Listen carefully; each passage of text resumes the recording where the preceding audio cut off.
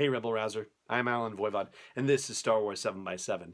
So this is the next in a series of deep dives into the Last Jedi novelization by Jason Fry, and today we're looking at lesson number 2 that Luke imparts to Rey as part of his training, such as it is. And this is the part where he takes her up to the temple and says, you know, when you look at all the stuff that really happened with the Jedi, then the legacy of the Jedi is hypocrisy and failure and hubris, which I always have to look it up. So just for reference purposes, hubris is excessive pride or self-confidence, okay? So that's what he thinks the lessons of the Jedi are. And they have the back and forth, and most of it, again, happens much as you saw it in the movie. One thing that is a bit of a surprise, though, and it was this way in the movie, too, and it never really struck me until I was listening to the audio version of the novelization, but how is it that Rey knows the fact that Darth Vader was turned by Luke Skywalker? I mean, the last that we know is that it was revealed to the galaxy, unwillingly so, that Darth Vader was the father of Luke Skywalker and of Leia Organa.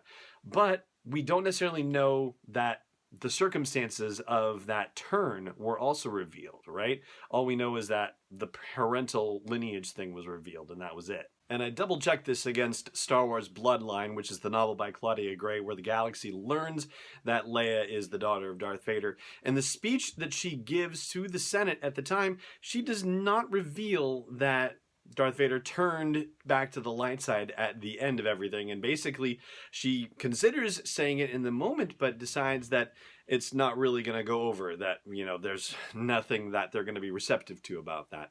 So really, as far as we know, the only people who are aware that Vader turned to the light side, at least as of 6 years before The Force Awakens, are Luke, Leia, and Han, because she told Han, and presumably she tells Ben that as well when she sends a communique off to try to head off him finding out the news publicly about Darth Vader being his grandfather, but we don't yet know how that whole situation went down because they haven't revealed all that stuff yet. So maybe that's a story that Leia has been telling in the years since the Resistance formed. Maybe she's been getting the word out about it that way.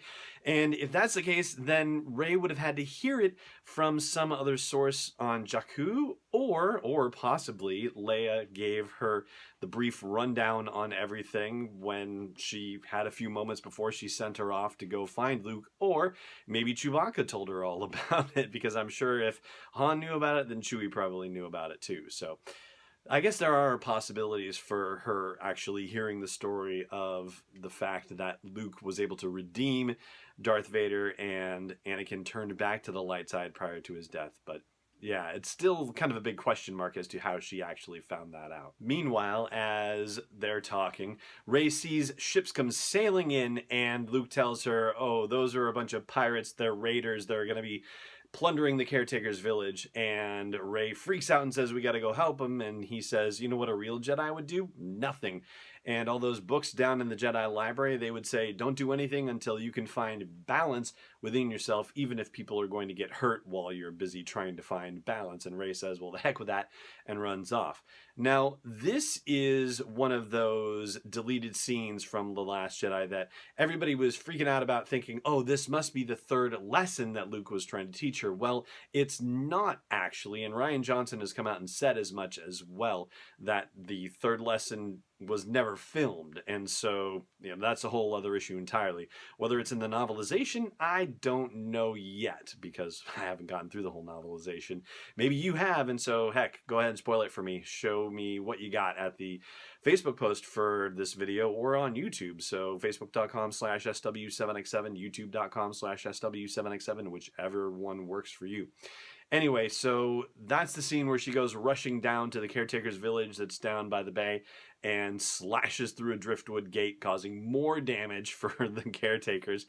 And it turns out it's a big party because the men have been sailing around, fishing and gathering and bringing it back to the village is what's happening. And it's a big celebration. All the caretaker women are super psyched to see the caretaker men back. And even Chewie and R2 are at this party as well. What's different in the novelization, though, from what we've heard about, is that there's a scene where Luke actually asks Rey to dance at this party, and Rey has to admit that she's never danced before, and finds that Luke turns out to be a pretty good dancer, that she's able to follow his lead reasonably well. But he talks to her about the fact that they have to have Rey back, the Resistance says. They need her to go out and do something, because that's all she wanted to do. She just wanted to rush out and help. She didn't want to stay, and meditate over, oh my gosh, these bad things are happening. And Luke says, that's what the Resistance needs, somebody who's going to do something, not just some old husk of a religion. And that makes Rey very angry, and she storms off. And so, just when you thought things were kind of going well, and then not going well, and then going well again, and suddenly not so much. And that is going to do it for the meat of this episode. Over on the audio version of the podcast at sw7x7.com/iTunes, or wherever you like to listen to podcasts, there's going to be a little bit more about Luke's interaction with Rey for this second lesson, including something that doesn't happen in the movie but happens in the novelization. And you're like, okay, that was Luke's fault, not Rey's. That's kind of interesting. And also a quote from Luke that is rather intriguing as well. So do check out the audio version of the podcast for that. As for this video, however, it just remains for me to say thank you so much for watching, as always, and may the Force be with you wherever in the world you may be.